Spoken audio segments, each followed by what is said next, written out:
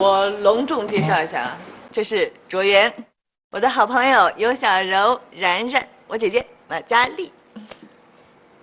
都那么熟了，都见过几百遍了。卓大爷，你下次出来的时候，介绍几个朋友给我们认识啊？都是一些拿扫把、拿拖把的，你也想认识啊？我们就是想认识拿扫把、拖把的，这样呢，以后我们的清洁就有人帮了，对吧？我赞成。我也赞成。卓源，哎呀，好久不见了！哎，毕业之后就没你消息了，最近怎么样？好久不见，最近在哪儿发财啊？等，你是卓源同学，一起吃嘛？今天他请客，随便吃，来，坐，来，哎，坐。哦，你好，哎，很高兴认识你，我是卓源的女朋友。哦，你好。哎，有这么漂亮女朋友也别介绍一下，太不够朋友了啊！先坐下吧，来。哎，好。哎，你们俩是什么时候同学？哎，我们两个老同学了，中学就在一起了，对吧？中学，你们马嘉丽，你不要一直问个不停，让我们的朋友点个菜吧。一会儿就来了。哎，哪家中学？你们是？惠誉中学啊！哎，我跟你们说，当时卓源可是我们学校数一数二的尖子生，保送清华的。清华？对啊。你不是有一个习惯，吃饭前要上厕所？我改了。老你改不了，别害羞，我陪你去。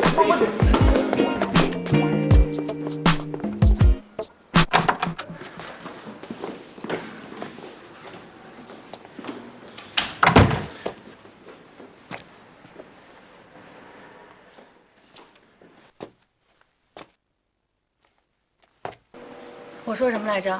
卓源肯定有问题。我马嘉丽什么时候看走过眼？真是看不出来，一个清洁工都是清华毕业的，琅琊真是卧虎藏龙啊！冉冉，你从一开始就没搞清楚重点。惠誉中学保送到清华的高材生，怎么可能当清洁工？这不符合常理。而且他还总是喜欢一边跳舞一边打扫卫生，所以肯定有隐情。呀，卓源肯定是有妇之夫，肯定结过婚，没准连孩子都有了。清华大学结过婚就应该当清洁工吗？那他就是杀过人或者坐过牢，有案底，只能做这行。这个有可能。可能什么呀？你们俩就是韩剧看多了，胡说八道。见过这么张扬的杀人犯吗？你净散布恐怖谣言，混淆视听。去，罚你找的同学要名片去。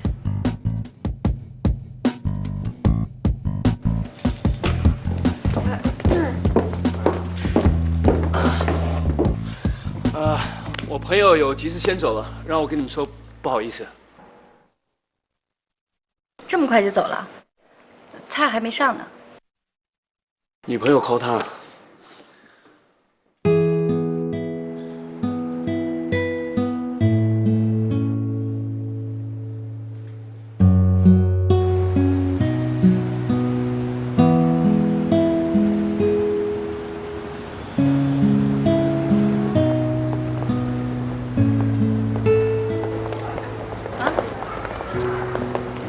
那个卓源，你先把校友送回去。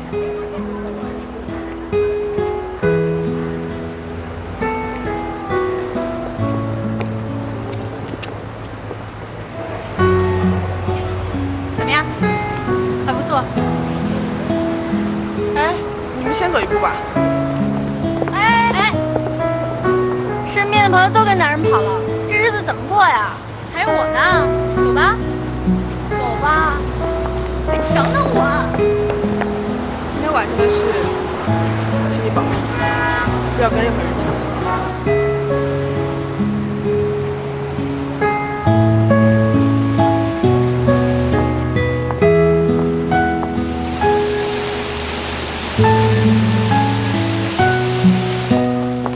好了，到了，回去了。你为什么在琅琊当清洁工啊？重要吗？非常重要。我不觉得。你什么事都不告诉我，可是我连我从来都不告诉别人的事都告诉你了。你不是已经知道我是辉玉中学、清华大学毕业的吗？这不算，这是我表姐说的，不是你说的。杨乔笑，你适可而止啊。我只是要你用平等的方式来对待我，我觉得这是有必要的。你到底有完没完啊？啊？每个人都有属于他自己的秘密。如果你喜欢我，就得连同我的秘密一起接受；不能接受，那就算了，一拍两散 ，OK？ 这么凶啊！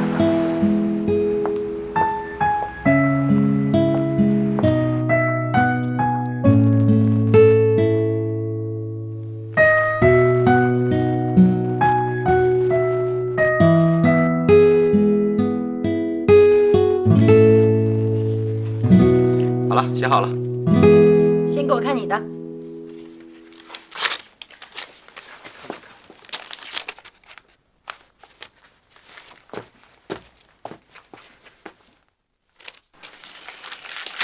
哎，你好，这件事情就交给我处理吧。好的，好，明天见，再见。3个。我不像某些人假装纯情，只写了1个。按照某种说法呢，男人的数字要乘以3，女人写的数字呢要除以3，所以啊，你赢过我。怎么？你接受不了我比你多？很好，很好。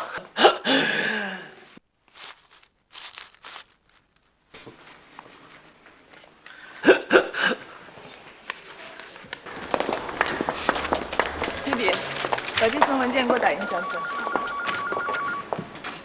姐，这么急找我什么事儿啊？我约了卓源同学出来。他说什么了？他说卓源是惠誉中学当年最好的学生之一，老师和同学呢对他都记忆犹新。大学是直升的清华，刚进去的时候呢还有消息，后来就彻底失去消息。那他为什么来琅琊当清洁工呢？这个问题还是悬而未决，但是我知道一个特别重要的消息。什么？就是有6年的时间，卓源好像完全人间蒸发，没有任何人知道他做了些什么。6年之后，他就来了琅琊做清洁工。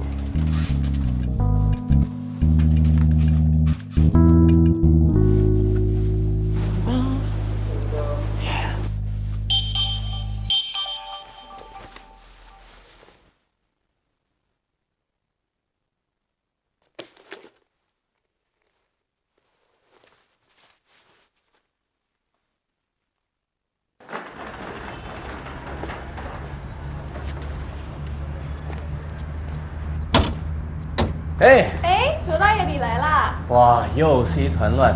没事，交给我卓大爷哈。好好好。好。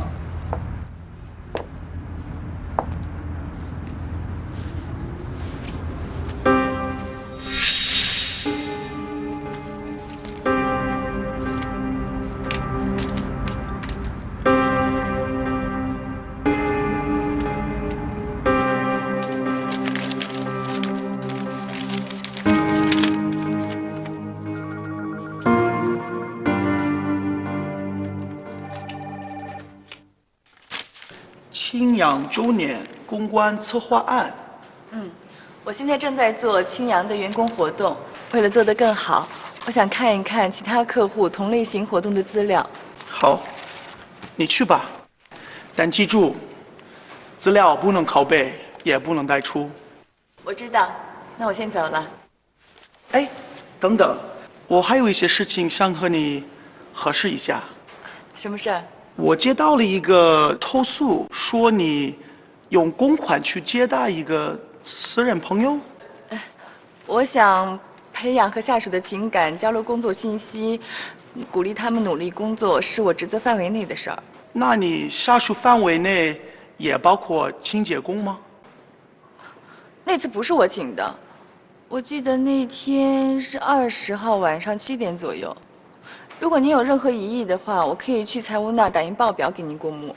那不用了，不过以后请不要再让这种事情传到我耳朵里。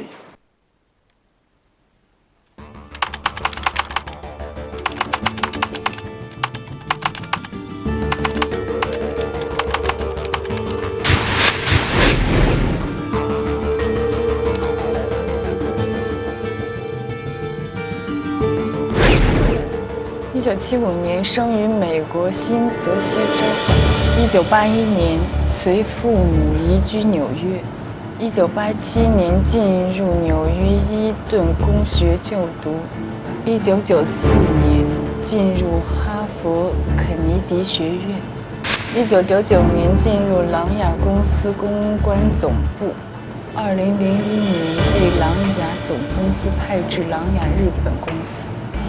2004年被公司派至中国第一分公司。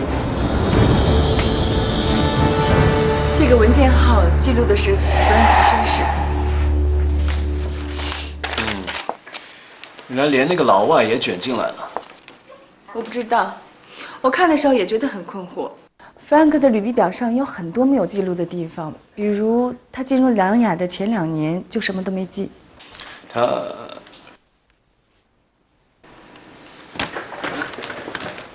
摆摊卖烧饼的日子当然不会记录在档案里了，但你可以查查，万一 Frank 真的有卖过烧饼，或卖过汉堡的话，你可以通知我啊。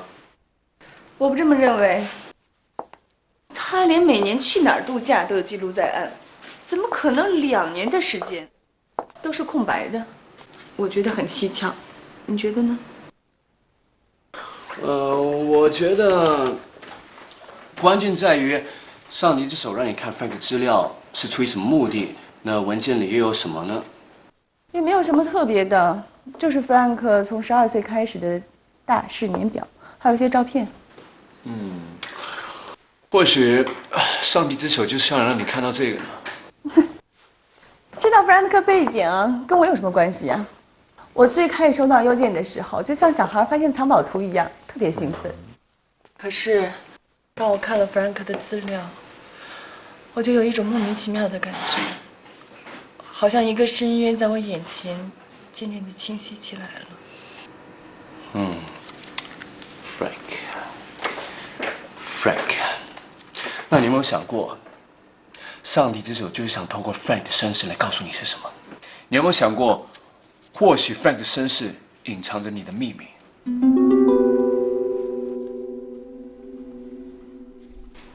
害怕吗？我只是有一点隐隐的担忧。放心吧，有我左代罩着你，没有人敢伤害你的。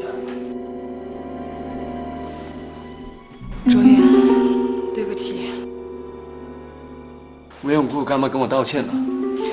我表姐私下约了你同学吃饭，她说你有6年时间人间蒸发了，在这6年期间，没有任何人知道你在做什么。我今天看了弗兰克的资料，发现有2年的空白，我心里有一种焦虑。我知道我这该死的好奇心一定会促使我查下去，可是我不想查了，真的不想，一点都不想。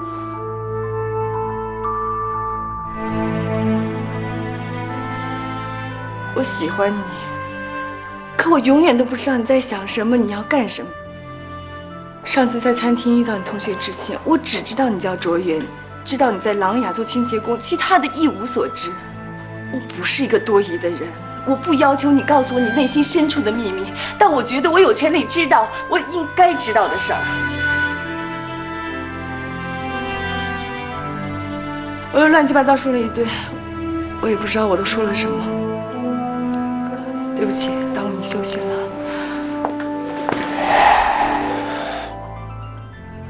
我带你去个地方。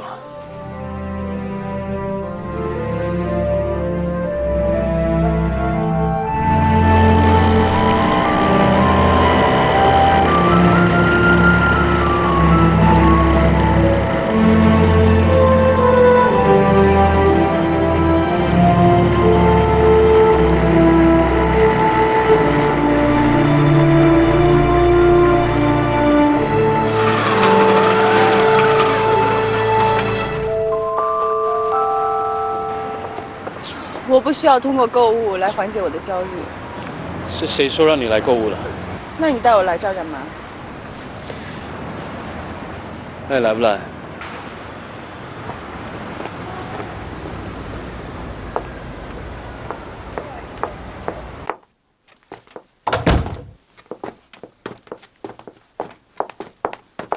周先生你好。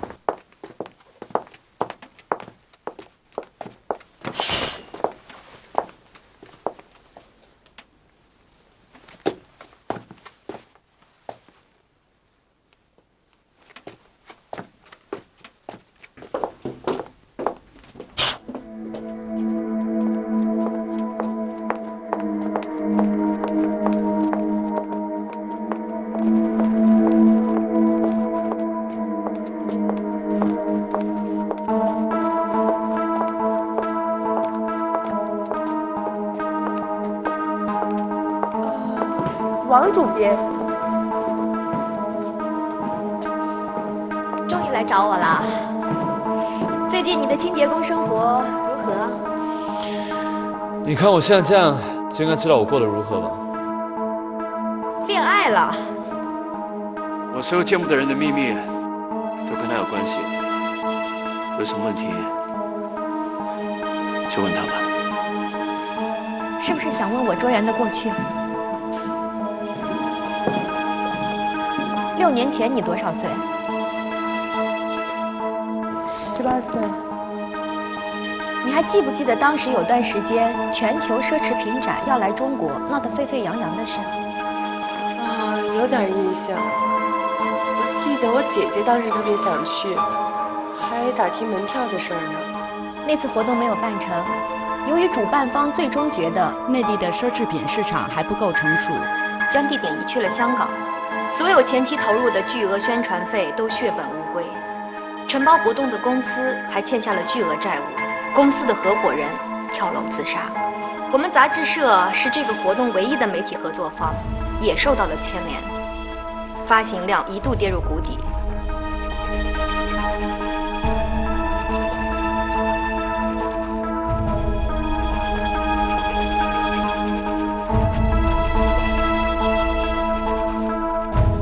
卓源不光公司破产，还连累杂志社损失惨重。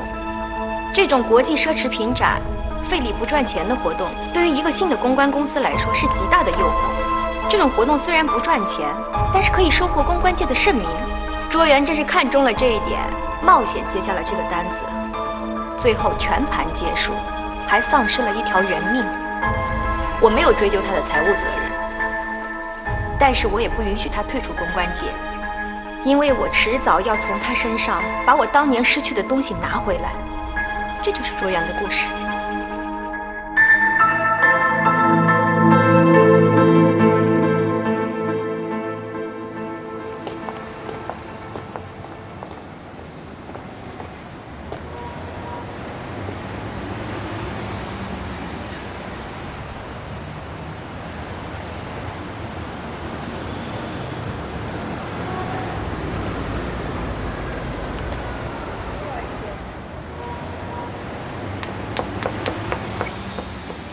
我不知道你在想什么，卓源，还是那个地点那条街哦，那缠绵的地点，难道是爱的天平已经倾斜？下着雨的夜，太熟悉的街，所有的感觉也没有那么热烈。下着雨的夜。来来来，又到了我周六最喜欢的下午茶时间了。每次都这么高兴啊？那当然，我们这种小公司啊，可比不上你们琅琊，天天都有美女喝下午茶。我们下午茶时间啊，最高兴的，就是差使新来的助理，一只手端着6大杯的 Starbucks， 然后兴致勃勃地期待着他记错每一个人的口味，百试不爽。哎呀！我去拿纸去啊！纸呢？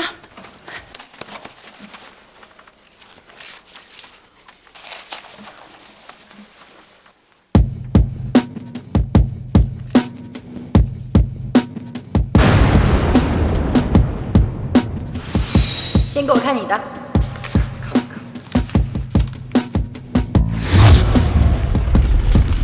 我不像某些人假装仅只写了一个。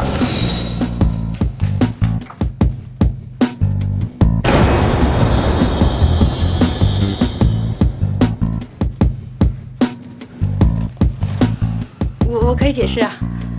原来你藏了这么多秘密，在沙发底下。我看看还要藏什么。哎！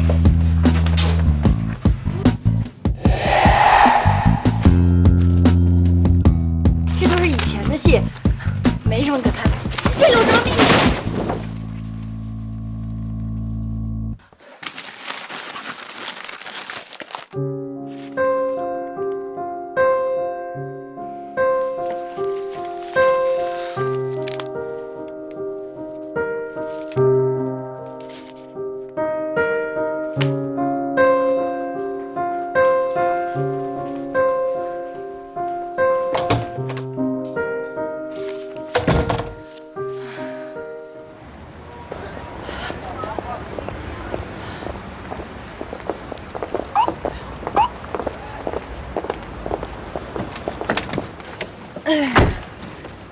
哎呦，看见小秘密了啊！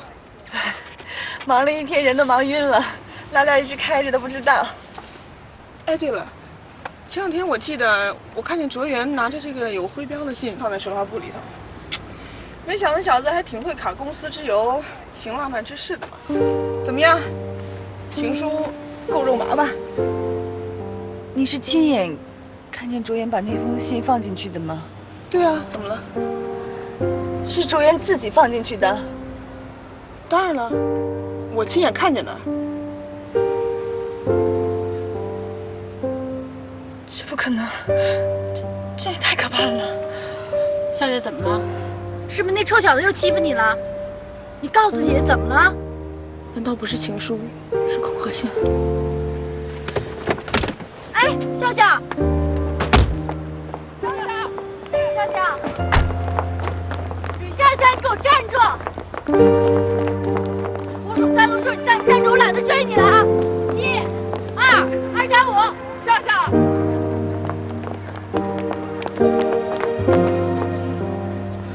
你是要找卓源吗？笑笑，虽然我们都反对你选择卓源，但是作为你的姐姐，你的好朋友，我们都不希望看到你这样。你现在这个样子，我们有多心疼，你知道吗？你现在这样去找他，能解决什么问题呀？我们还是找一个安静的地方，好好谈一谈吧。啊，走吧。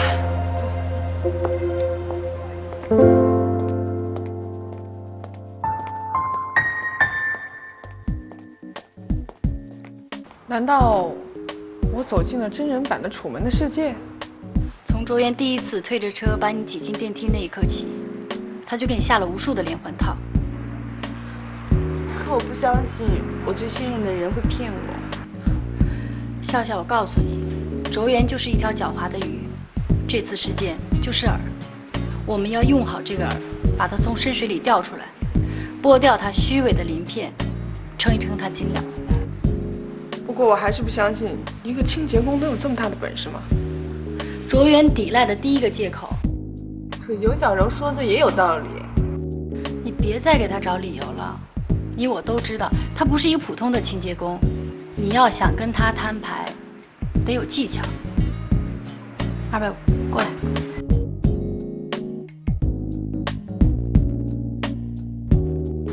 然后呢？他面对你的质疑，一定用反问的态度撇清自己。他的第一个问题肯定是，他用什么样的方式把你一路推进琅琊？这个时候，你要对他说：“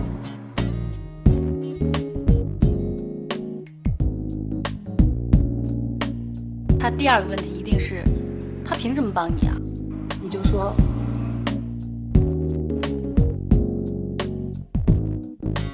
这2个问题一定会击垮他的防线，他会恼羞成怒的。”啊？那我怎么办呀？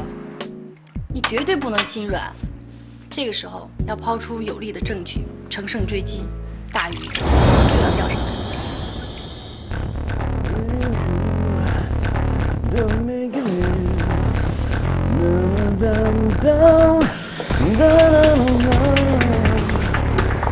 卓源，卓源。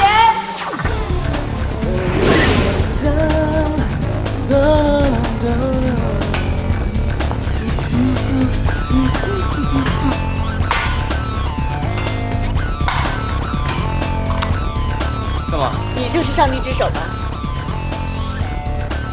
当然不是了，手算什么？我就上帝他本人。用大笑和开玩笑的方式来掩饰心虚，并且拖延时间想解决问题的方法。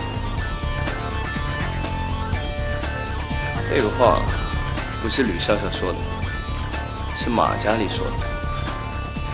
因为你这姐妹俩是脑残是不是？是盐吃太多，老爱研究你们家卓大爷。啊，是我卓大爷真的是，哇，无所不能啊！光用个垃圾车就能够把你推上琅琊公关，创一部第一把交椅。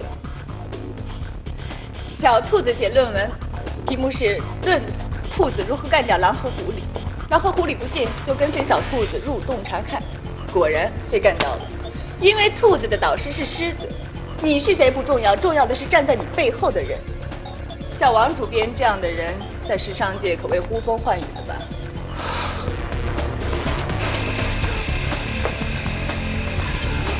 好浓一股马嘉丽味儿。你是他的应征同事吧？喂，少女，不好意思打扰，你的身份暴露了。麻烦你呢，跟这位脑残又爱幻想的小姑娘解释一下，为什么你一定要把她送进琅琊公关？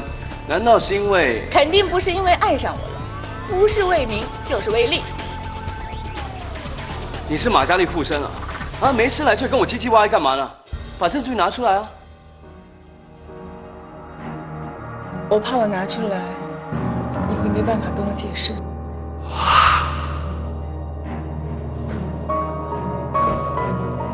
原来我真的有把柄在你手上啊！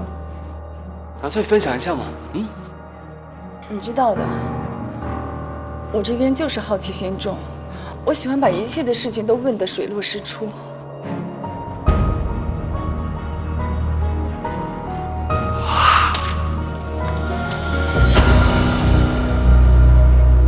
我就知道，又是你的哪一位好朋友给你打小报告了？吕小小，你知道吗？昨天那个大烂人把这信封放进收发部。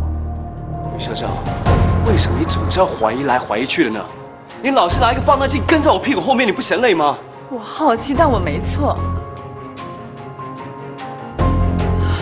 不过我这次不想再问下去了。也许失去你，比让我知道真相更痛苦。我告诉你，我在收发部见到了这个信封，拿起来看了一眼又放回去了。这个理由，你信不信？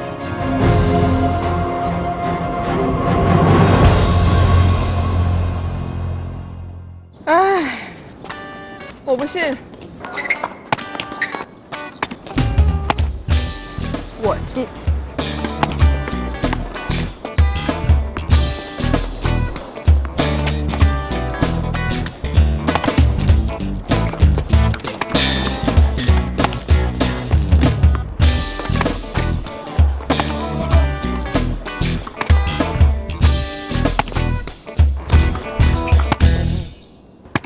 奥斯卡最烂剧本奖，我喜欢，无可救药。唉，无药可救啊！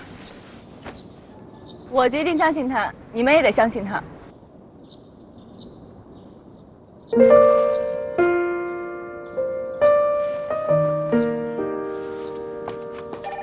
于总，这是公司本季度发放的午餐费。保洁部也有吗？全公司都有的，只是数额不一样。好，谢谢。不用。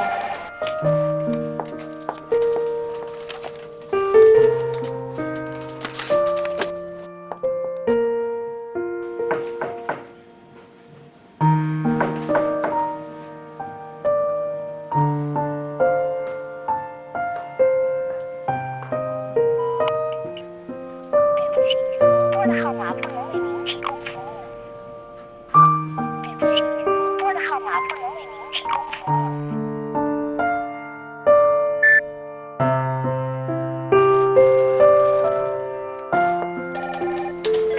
吃饭。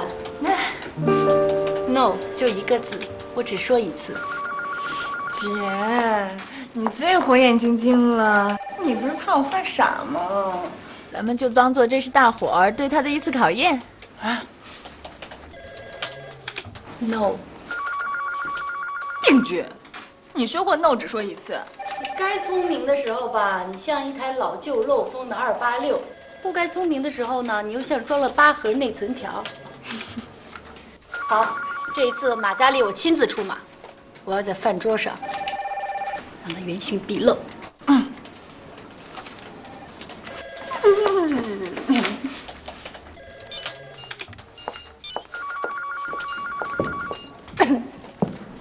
Cherry， 小柔呢？他刚刚好像出去了。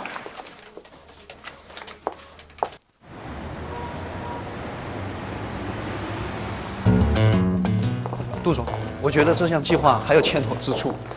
陆总，这是我们创意小组经过几个月很周密的准备，才向贵公司提出的计划。杜总，慈善活动太高调，会被人误以为是在炒作。请放心，在我掌控下的媒体还从来没有出现过任何乱。所以，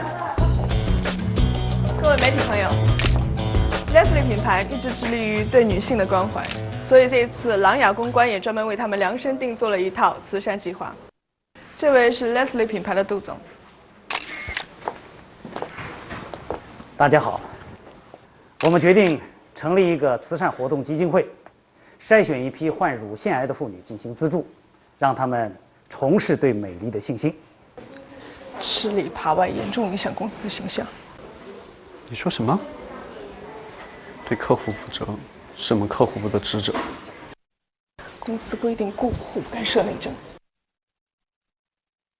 客户部有权监督创意部。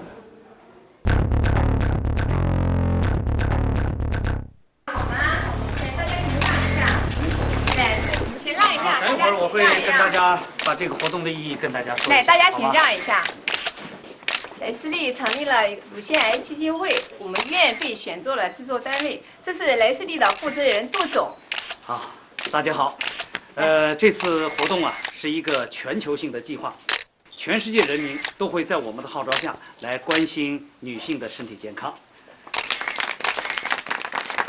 出去，都出去！怎么的？想拍下我们恐怖秀场，在全世界播报啊！你们都不去拍，都不去拍，关键是你愿意不愿意啊？都是你愿意不愿意啊？都拍着你，不去拍，都不去拍。先生，作为一个男人，我觉得你是最漂亮的。一个能从病痛中折磨站起来的女人，在男人心中是最美丽的。叫他们都出去。来，休息一会儿，休息一会儿。不要拍，不要拍，休息一会儿。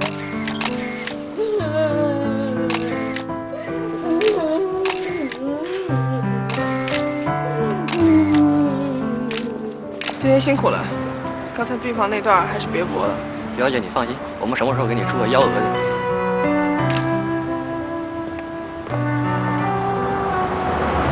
我相信你们媒体的控制能力，但我质疑你们公关计划的可行性。杜总，对不起，我会向公司提交问题报告，追究此事的责任。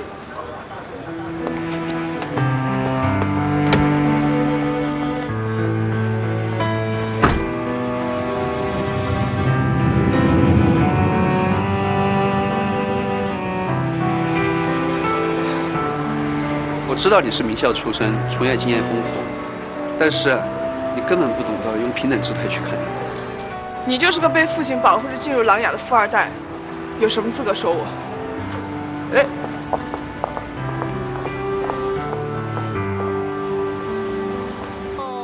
干杯！少来了，都还没炒爆，要我拉肚子了。嗨，就知道今天发银子，你们啊会躲在这里聚众狂欢。好，大家好。知道这儿逮我了，说吧，马家里让你带什么话来吓唬我？马家里没让我带话给你，这儿让我带话给你。没有多余的食物啊，回去吧，回去。哎，我入份子，我带了。好，这份子钱还挺厚，我看就算他一个吧。那么现实呢？怎么你要拿，来，吃东西。好，等会儿，我有话先跟他说。行，妈。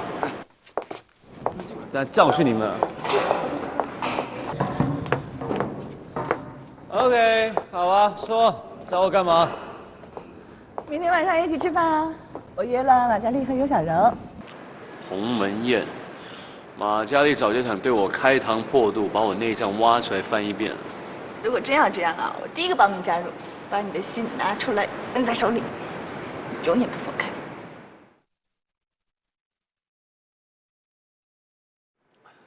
拿花瓶吓我。你怕了？你就是因为怕我，所以永远躲着我。笑话，我卓大爷哪有怕过谁的？那明天一起去。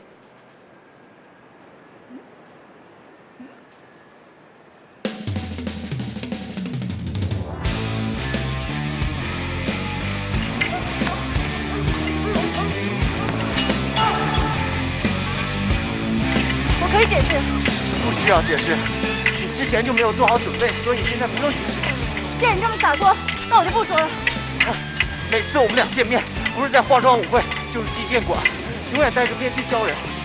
你跟以前交往的男人都这样吗？不戴面具的话，一个 A 类公司的总监跟 B 类公司总经理在一起，真成了狗血商战戏的素材了。这不叫恋爱。错，这是谈恋爱，不过被发现了就没得谈了。其实你一点都不够爱我。你想要有否定答案的话，现在可以告诉我爱你。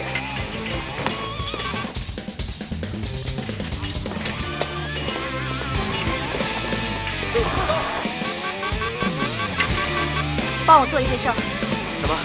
帮我调查卓源。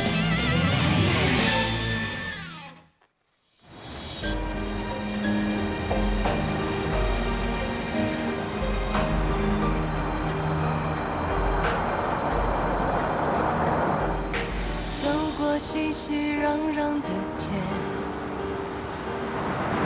回到冷冷清清的家，香烟也熄了，全世界也暗了。我坐在这6年前，我们在这儿长谈过一次。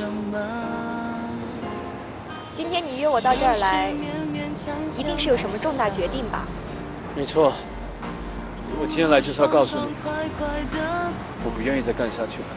我就知道。不过我想问你啊，你还记得这是什么地方吗？当年你们一群人雄心壮志，想要建立起自己的乌托邦，哭着喊着要让理想通过自己来实现。可是最后呢，你们其中的一些人放弃了理想，付出了多么惨痛的代价，你还记得吗？这里，就是放弃理想的墓志铭。难道你今天约我到这儿来，就是要告诉我你要放弃理想吗？不用再背台词了。实现理想，不要用见不得天日的黑暗手段。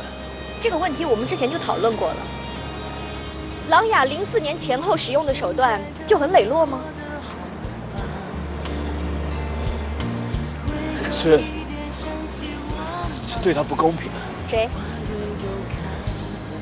吕笑笑。你爱上他了？怕什么？我不怕。千算万算都没有算到这一步。我没有想到，在我设计他要爱上我的同时，我也爱上了他。她是一个这么毫无设防的女孩，只要她认定一个人，她就会千方百计的去相信他，去对他好。可是我去利用他，去欺骗他。每次我看他在对我笑的时候，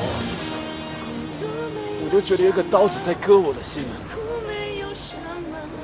你从这儿看下去，看这座城市，就像是五光十色的巨大封面，感情只能是其中的几张插图，而你的感情呢，也只能作为内容而存在，你懂吗？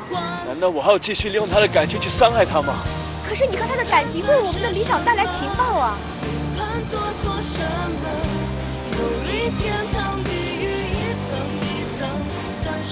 我可以做妻子，但他不行。我可以和他分手，这是我现在唯一如果我爱情做的事。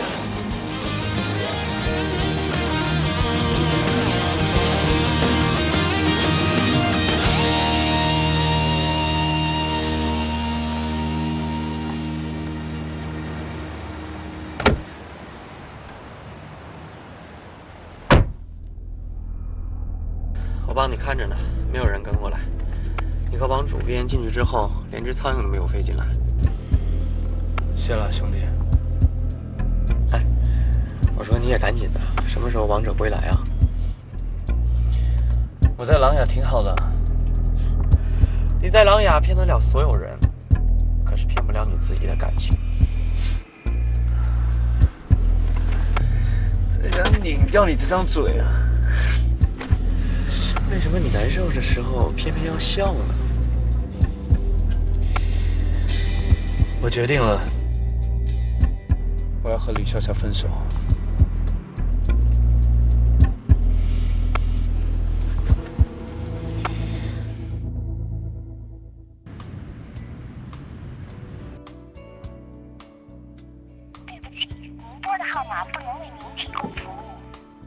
别打了，你再打下去，你的心情就会跟这菜一样凉下去的。对呀，缺个人又能怎么样呢？不好意思啊，今天奥特莱斯特价来晚了。哎，都等我呢，真是好姐妹。是啊，既然来了，就一起吃吧。哎，卓远呢？怎么不见卓远啊？这个家伙迟到太晚了，我们把他开除了。不行，我一定要问清楚。你坐下。我知道你咽不下这口气，可是我舅妈把你这个宝贝女儿生下来，不是为了看别人脸色的。我只想问个究竟。你还不是心里放不下她，找一个借口去见她？她就是生活在一个谎言的世界里，你就把她当成泡泡，吹了就算了呗。根本就不了解她，说不定她都有孩子了呢。不拒绝，不主动，不负责，典型的3不男人。听我的，离开他。我知道你现在心里很难受，可是见面是罂粟，只能缓解一时的痛，越见就会越上瘾，最后呢，是长久的苦。我根本没打算跟他分手，因为我爱他，跟你，甚至跟他，跟任何人都无关。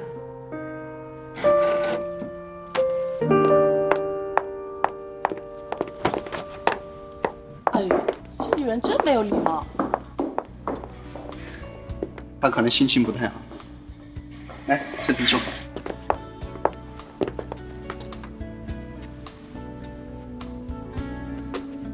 男人和男人就是不一样啊。卓渊不过是个清洁工，平时拽得跟什么似的。有些人看到美女，腿都软了。女人就是被宠的，但是有一种女人，男人看见以后都会躲得远远的，那就是自以为是、满嘴酸味的女人。就算是全世界男人都死光了，我也不会喜欢那种上班打扮得跟作秀一样的装腔作势男。你知道吗？女人嘴上骂得越狠的男人，她心里越喜欢。如果她不喜欢这样的男人，她连骂都懒得骂，更何况去观察他的衣着穿戴。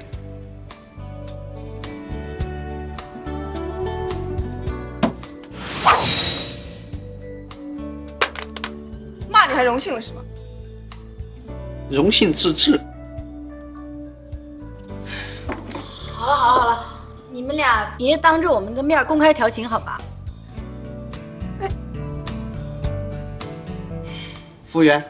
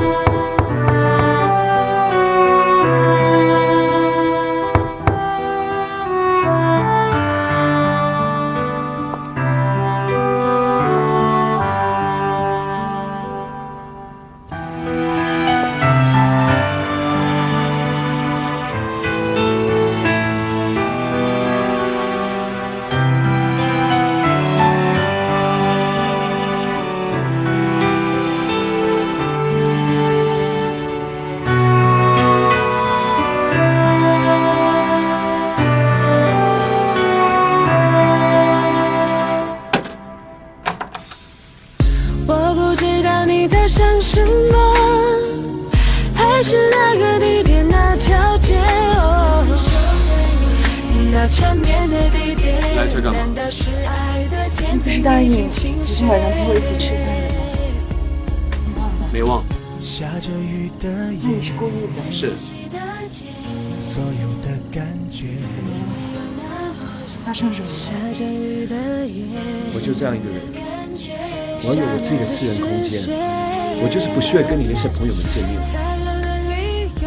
这我知道，他们说你不值得信任，不真诚，不努力，不认真。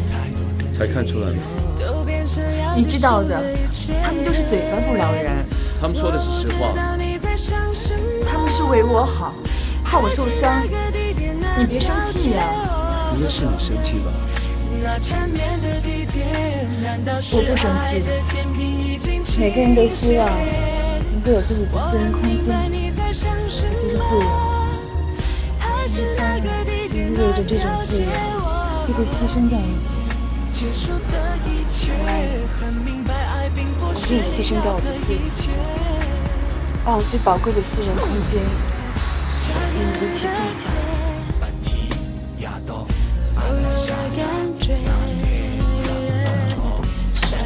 我相信，总有一天你也会敞开你的心扉，打开你的空间，我们相爱在一起。也许那个时候我们会见面，会有宝宝。我相信我们的宝宝也会看到他的爸爸，握着他妈妈，拉着他的小手。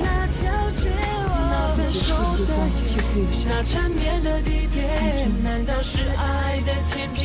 街小巷。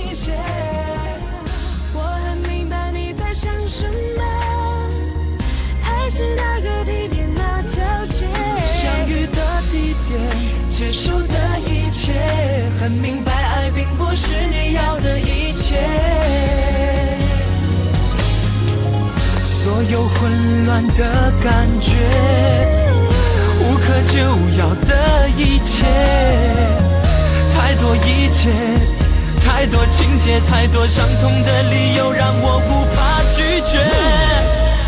我不知道你在想什么，你很明白，还是那个地点那条街，那分手的夜，那缠绵的地点。事情大概就是这样，当时场面几乎混乱，所以我们创意部认为应该重新调整计划。重新调整公关计划，这简直是公关界的日全食。这事儿我也得跟弗兰克汇报。我还是认为这跟客户不介入过多有关。小柔，我觉得你对时间有偏见。放心吧，别客户部、创意部的，这事儿我给你们担下来。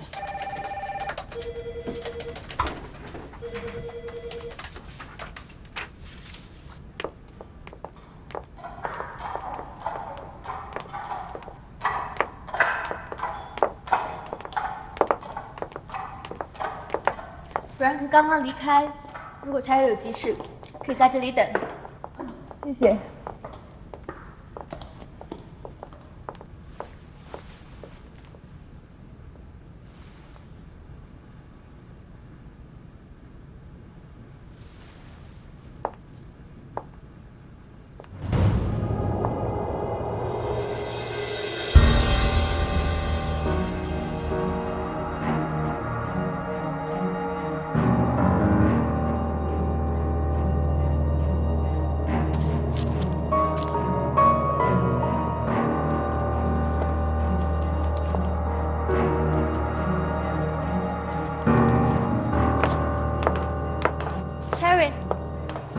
刚 Frank 打来电话，说今天要陪欧洲的几位董事长打高尔夫，不会回来了。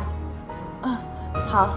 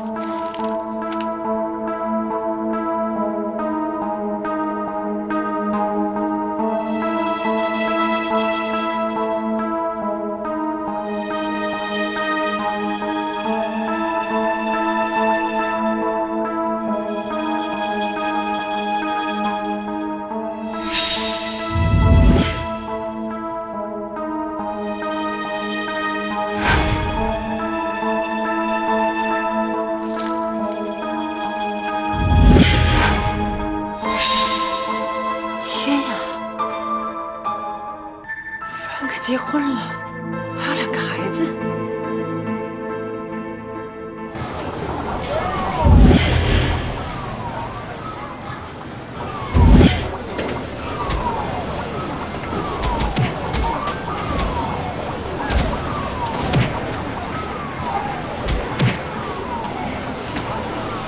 小心了啊！我要使用我的大绝招了啊！你有没有点同情心呀？没有。啊，死了，死定了！你怎么那么逊呢？这可是你最拿手的机子。我现在心里很乱。怎么了？上帝之手让我调查 Frank， 结果我一时头脑发热，拿了他一封信。可是从里面没有发现任何有用的线索。不过我倒发现了一个大秘密。什么大秘密？关于他曾经在教堂里说过一句“我愿意”。你是说他结婚了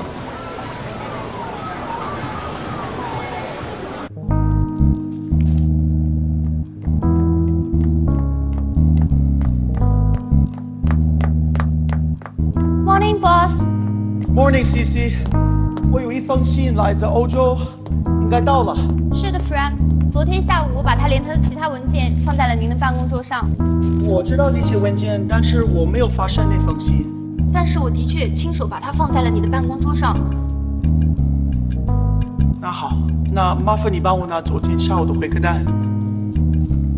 哦，对了 ，Frank， 昨天你没有见过任何人，但是 Cherry 来过这里。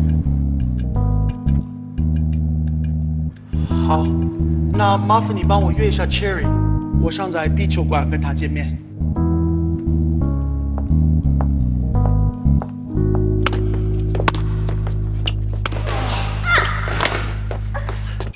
是吧？等一下。来。你听说关于运动的比喻吗？没。Soccer 是最美丽的情人。因为你一直追在他后面，一直碰不到他，碰不到的就很少。Volleyball 是最讨厌的亲人，因为谁都不想把他留在他这边。Rugby 是最 soft 的亲人，因为谁都想把他扑倒，压在身体的底下。壁球，你知道壁球是什么吗？知道。壁球是最狡猾的亲人。因为你永远猜不出他这一去怎么回来。你看，小心！哎呀，是最暴力的情人吧？我要再被敲几下，铁定成白痴了。当然不，你很聪明。我的运动神经真的很不发达，所有的球都跟我没有缘。就这个壁球，简直就是十面埋伏。弗兰克。好好，我来教你。你知道怎么对付这个情人吗？来，其实很简单，打壁球和做人是一样的，要忠诚，不能背后做坏事。You have your eyes focused on the ball, loyalty。不管他从哪条路线过去，从哪条路线飞回来，你一定要眼睛1秒钟都不能放过他。来。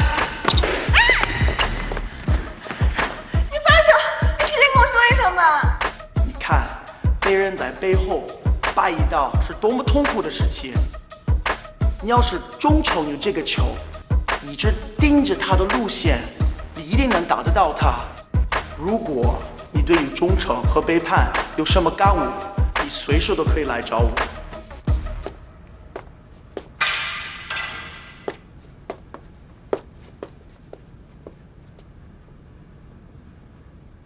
我敢打赌。Frank 肯定知道我偷了他的信。那技术那么好啊，可以控制那个球集中于哪一个部位？可不吗？你是没看到我的脸，绝对惨无人道。什么？你毁容了？难道他使用的是江湖上失传已久的面目全非脚吗？哎呀，你就别贫了，也都怪我，一开始就不该那么做。所以你现在应该想要坦白从宽，争取个宽大处理，或者是死硬到底，让他把这事情不了了之，是吧？他都用上忠诚和背叛这样的字眼了，我还想不了了之。我决定，还是招了。人不犯错就不可爱了，要是犯了错还不承认，就更不可爱了。你觉得呢？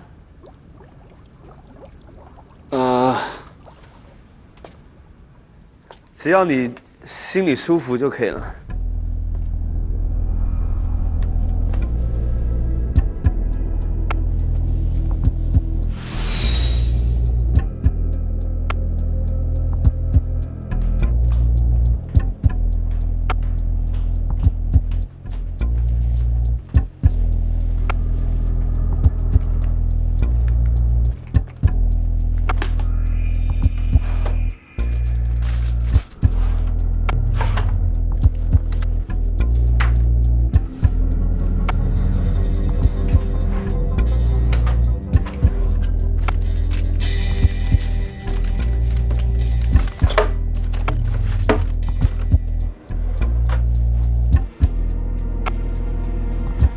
真是罪上加罪啊！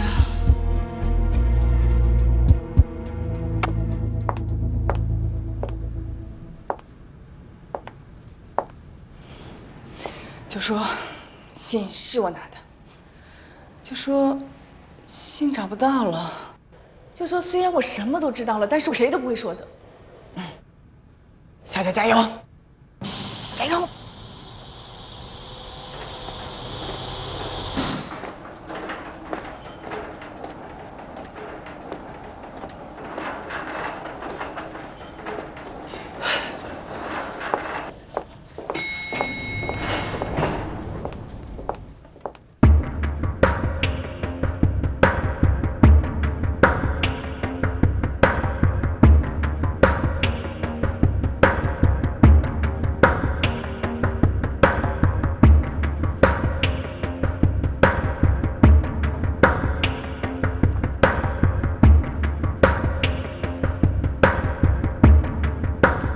你的头上的伤不要紧吧？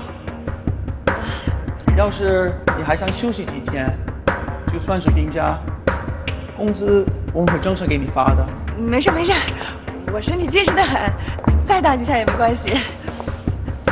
Frank， 我来呢，主要是想向您说一件事儿。Please tell me。就是关于您上次说的那个忠诚，我回去想了很多。我觉得吧，忠诚虽然不能像屈原那样投江，不能像关羽那样单刀赴会，但是至少应该说句实话。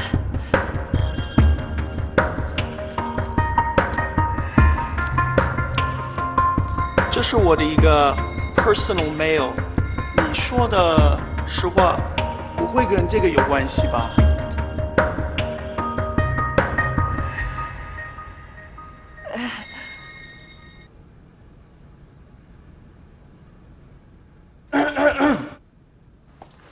嗨，哎 ，Frank 的信是你放回去的？嗯，可我把信封都给撕破了。这么大的一个中国，要找一个一模一样的信封有什么难呢？它本身就是 Made in China。再说 Frank 又没见过原本那个信封，就算这个有点不一样，他也看不出来。嗯，那邮戳呢？我自己刻了一个萝卜章，但印你是从公司偷的，跟原先的一模一样。相信我的手艺比原装的还像原装。我本来都打算跟他坦白了。不妨碍你坦白啊。哎，你想死啊？我现在要去跟他坦白，不就把你给招出去了？他要问我怎么又原封不动的放回来了，我怎么跟他说？你就告诉他，我卓大爷是刘谦的 fans， 给他编了一个戏法呗。你怎么就不明白我的意思呢？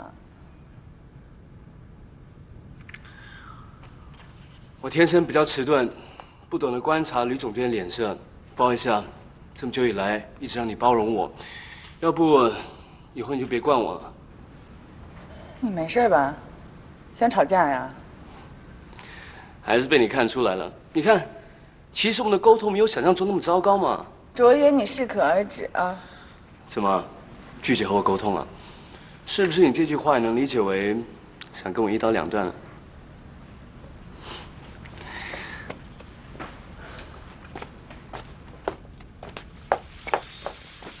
我不知道你在想什么，还是那个想跟你说，谢谢。那缠绵的地点，难道是爱的天平已经倾斜？下着雨的夜，太熟悉的街，所有的感觉已没有那么热烈。下着雨的夜，心动的感觉，刹那的视线。我们分手吧。太多的理由，太多的借口。没什么开玩笑的。如果一个男人拿分手来开玩笑，那真的无药可救。我不知道你在想什么，还是那个地点那条街。你总得给我个理由吧。我必须和他分手，这是我现在唯一能够为我们感情所做的事。我家养的金鱼不喜欢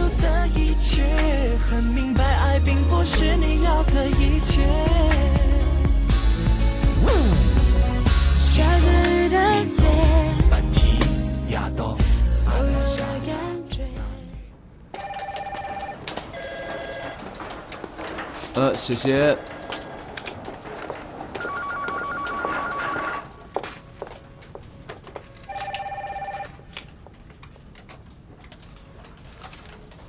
这个要不要？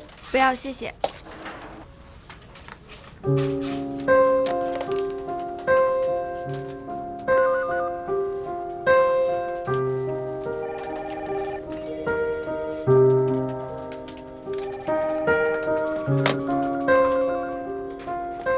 借我过一下啊。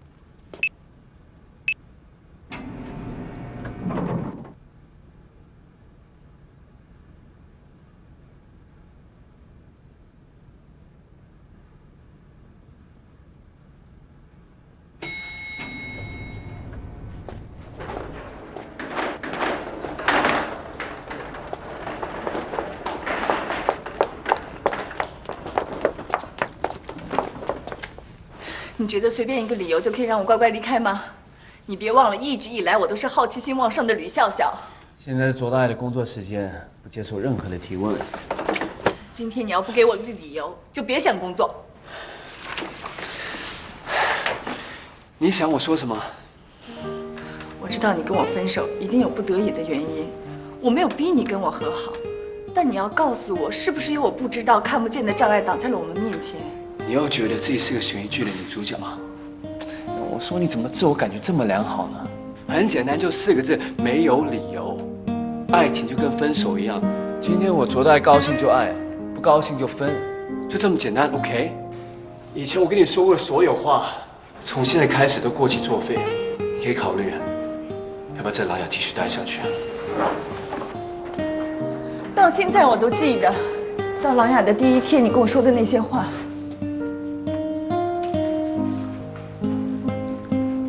记性真好，可惜我已经全忘了。我不相信你忘了。上帝之手就在利用你的好奇心，一步一步的牵引着你走向个方向未明的深渊。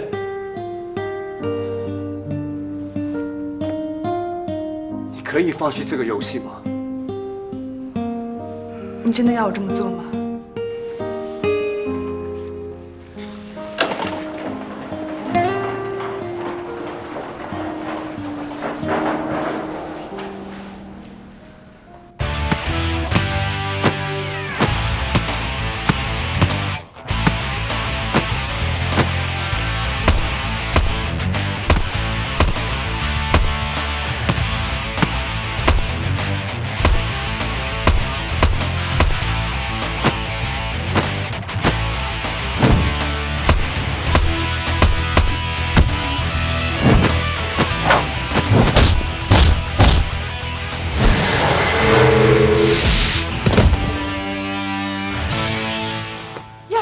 没事吧？哦，没事没事。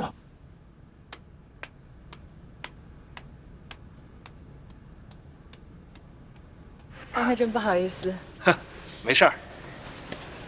你好像瘦了些啊？你能告诉我一些卓妍的事儿吗？我们这些老同学啊，都是你们情侣间互探情报的对象。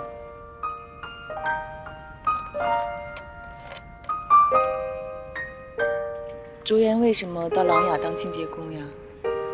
他没告诉你。他的一个朋友告诉过我一些，但我总觉得有点不太对劲儿。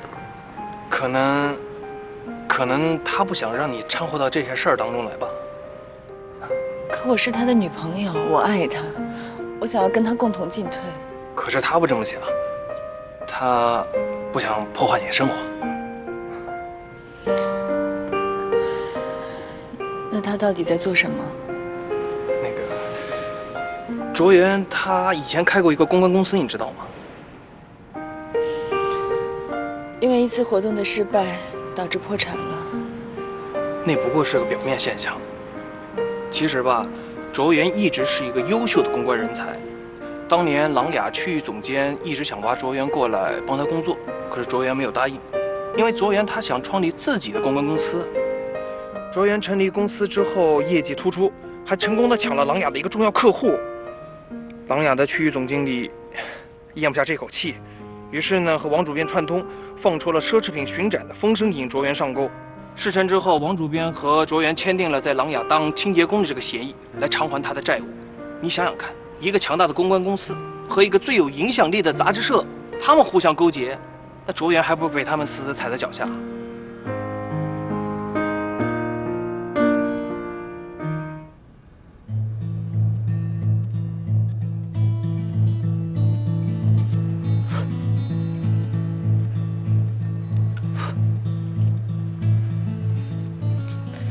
卓妍真可怜，姐，怎么能帮帮她呀？这件事情的始作俑者是琅琊的前区域总经理和王主编。那个总经理呢，已经回了美国，远水救不了近火，现在只有去找王主编了。那我去找王主编。喂，你是被爱情冲昏了头脑呢，还是真的那么250呢？那个王主编是出了名的女魔头。我问你，卓妍聪明吗？聪明啊。她聪明还是你聪明啊？不相上下吧。还不错嘛，在失恋的非常阶段，对自己的估计还这么乐观。卓妍肯定比你有经验，她都搞不定王主编，更何况你了。那别打我主意啊！这件事情得他自己去解决，说不定他早就有计划了。你看他那嚣张的样子，他可能忍气吞声当一辈子清洁工吗？你现在就别想怎么帮他解决问题，你要跟他好好谈一谈，表明你的态度。哎呀，姐，还是你聪明。王主编，我已经把你交给我的话全告诉吕笑笑了。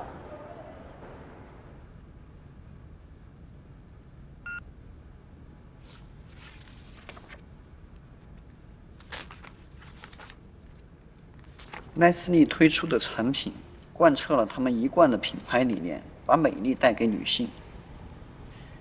这都千篇一律，不知所云嘛。这是我们创意部的事情，你们客户部就不要操心了吗？你们给媒体的公关稿没有把握住核心信息，完全没有体现出客户所想要的重点。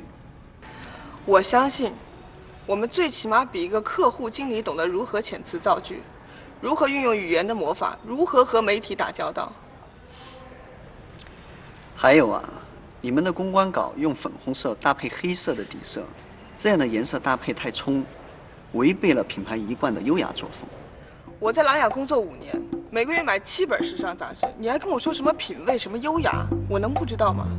你这个人最大的问题就是个人穿衣过于拘束，名牌穿在你的身上还是名牌，崭新的奢华。你现在最需要的是把一件3万元的衣服穿得跟睡衣一样简单。你穿皮草的下面可以尝试穿牛仔裤，甚至是睡衣，而不是昂贵的晚礼服。你要去尝试一下各种材质的混搭，利用柔软的针织物去冲淡皮草的奢华。你远远没有做到从有到无。好，我承认你说的有点道理，但是你这么一说，倒让我想起一件事儿。我知道你现在心里想的是，像我这种人对时尚了解一清二楚，一般都是娘娘腔或者同性恋吧。聪明 ，Mr. Gay， 你的确在这方面有异于常人的敏感。谢谢。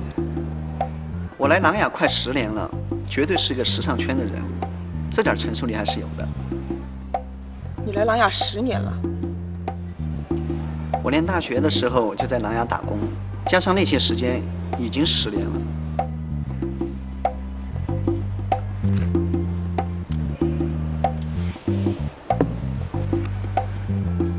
你知道以前管理核心资料库的人是谁吗？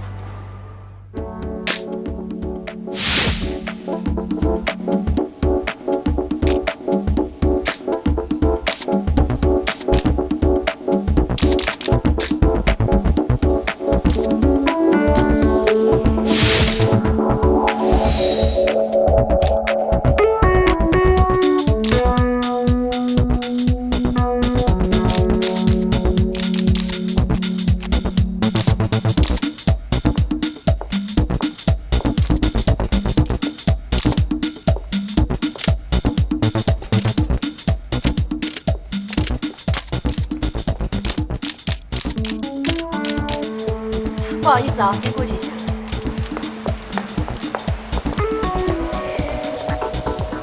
谢谢。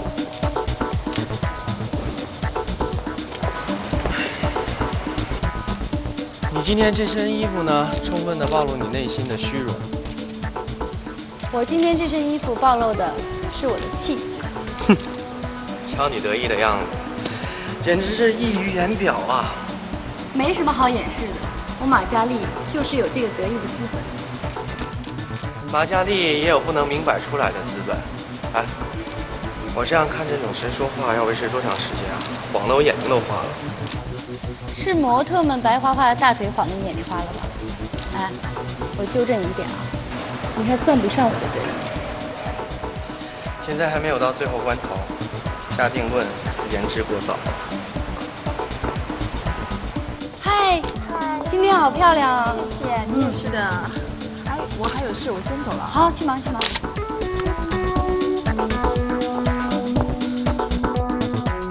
其实你呢，不用装不认识我，你认识一个广告界冉冉升起的新星，很正常，没人会怀疑。第一，请你不要突然从后面冒出来跟别人讲话。第二，你这样咄咄逼人，暴露的是你内心的自卑。我根本不用自卑，我之所以能拿到订单，是因为我的价格合适。所以呢，不要通过你攻击我的方式来掩饰你自己内心的歉意。你这样揭穿我，更暴露了你内心的遗憾和不甘心。对于很多情侣呢，到一定阶段就要公布于众，可是这一点我表示同情理解。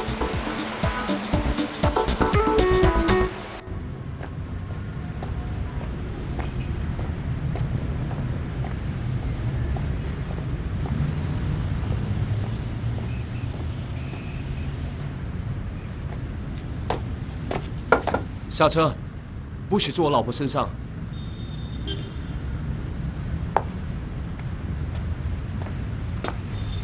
我已经知道你以前的事情了。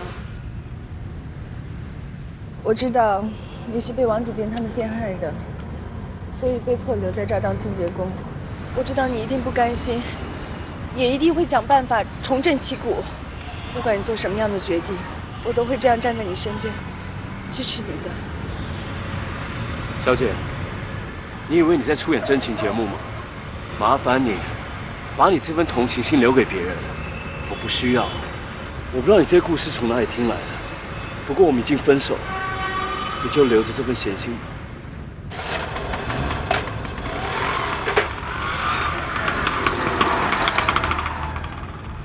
啊，这个男人是长城光辉公司的总经理黄凯。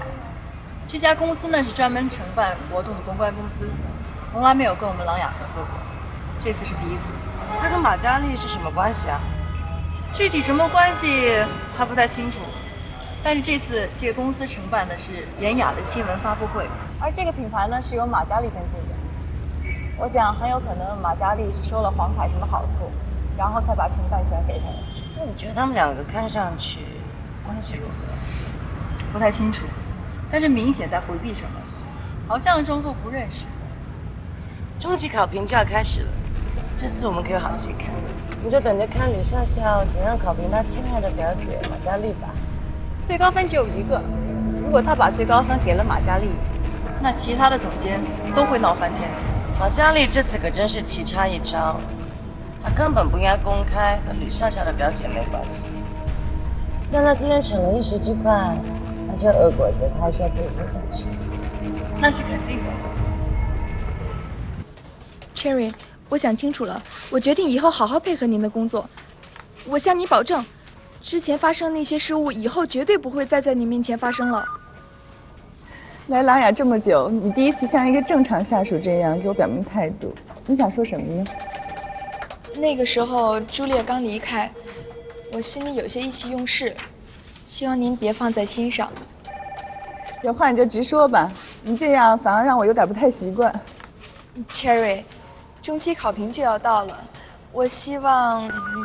说到重点了。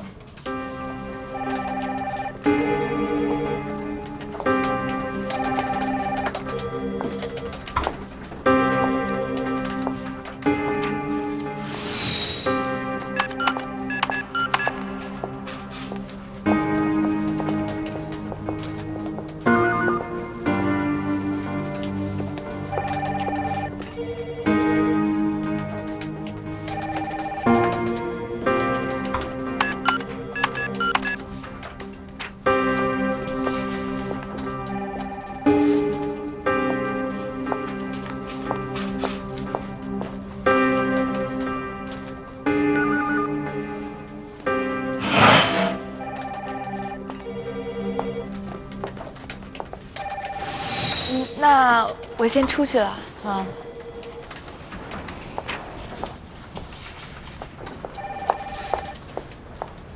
今年我负责的 Leslie 品牌一共搞了5个活动，发了17篇公关稿，上了36家媒体，总销售额上升了3%，整个市场都在扩大。Leslie 品牌方面对此非常的满意，也签下了明年的合约。这个业绩肯定是所有创意总监当中最优秀的，所以我希望可以拿到最高分。我会考虑的。青阳的波折是我们一起解决和攻克的，现在风平浪静了，而且他们跟我们保持这么好的合作关系。另外，我服务妍雅客户已经好几年了，这个客户能一直留在我们公司，我的功劳功不可没。所以你在打分的时候，千万不要顾及到我是你的表姐，该打高分的时候就打最高分。我清楚。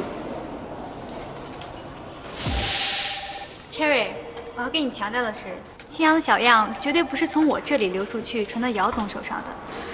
除此之外，我这半年的工作没有任何污点，因为所有创业总监的纰漏都不是出在我负责的范围。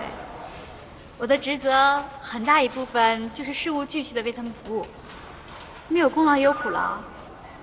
我明白 ，Cherry， 我知道我们私底下有些不愉快，但是我想还不至于影响到这次的评分吧。在工作上，我是出了名的铁人，一天24个小时，我把18个小时都奉献给了琅琊。上个月，Frank 给我加了一次薪水，可是老板永远看的是结果而不是过程。他之所以给我加薪，是因为我连续3个季度保持了寿礼品牌的销售和影响力的增长。光凭这个，我就应该拿到最高分，因为迄今为止，创意部还没有一个人打破了这个记录。你说的我会考虑。公司规定只有一个人可以拿到最高分，我能做的只有公平。